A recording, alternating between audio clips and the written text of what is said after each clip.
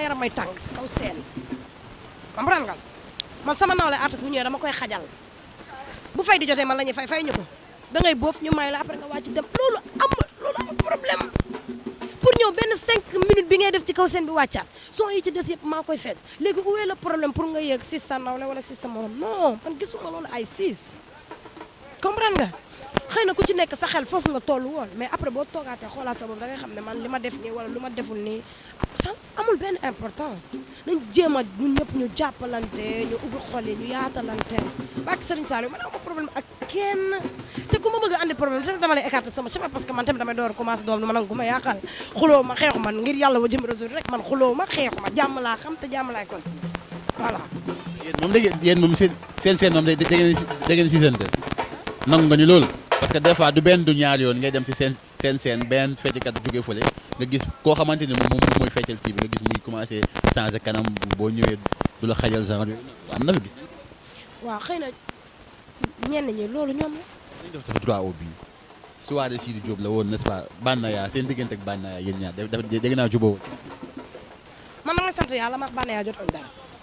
jubóo ngeen yéen ñaar. bak Serigne Saliou amul benn problème boo xamante ne am na sama diggante ak moom dañuy déggante ci jàmm muy vu sama statut muy vu statut ñuy waxtaan aw ma problème ak Banaya aw ma problème ak mbindeef bu yàlla sàq muy fecckat déggoo li ma la wax laay waxaat ku ma nar a andil coow wala histoire je t'écarte dama lay tegee na le sama chemin doo fa aw damay dem nga dem bu ñu mënee jàmm sant ñu mën a dem bu ñu ko mënul bak Serigne Saliou dama lay taf ndax dama naan carrément man ba may feccoo te dafa naa sew ful. waaw loolu dafa ne ci man ba pare parce que dama jël sama yaay ci lu bari sama yaay ñàkku fayda ku xam-xam ne ñàkku fayda ci dëgg lay dox ak ci ful ak fayda ak ci dignité lu dignité amul ak ful ak fayda buggul kon nag damay xool ci moom nag pour mën koo def tey ji bu ma ñàkkoon fayda ñii nga gis ñi ñëpp kenn ma ci topp te ñëpp ñëwuñu ñenn ñi liñ jógee ci màggal gi tax mënuñoo répété yaa ngi comprendre man lu umum fula bugguma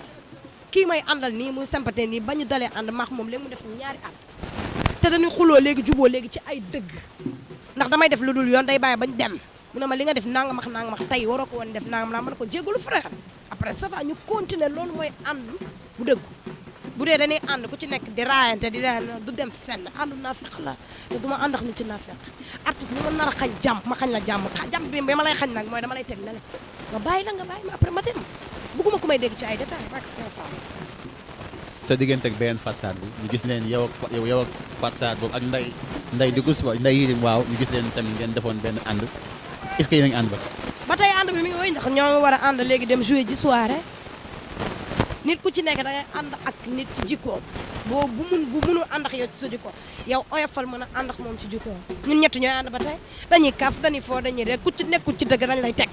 ne la newoo ci dëgg boo demee nag féetoo ak sa njëganaay nga xam ne newoo ci dëgg man chaque jour ma juum nit kese la chaque jour ma juum yërim bàyyi ma pare mu taaj ma ne man nangam ak nangam daf may wax dëgg Fatou Sarr wax ma dëgg ñoom tamit ku ci deful naka su du noonu ma wax lu yoon après ñu àndaat man bu may àndax ne xam ne ànd bi mënul àgg dama lay bàyyi noonu la demee ñoo ngi ci jàmm barke Sëñ Sarr est-ce que tout a bene yeah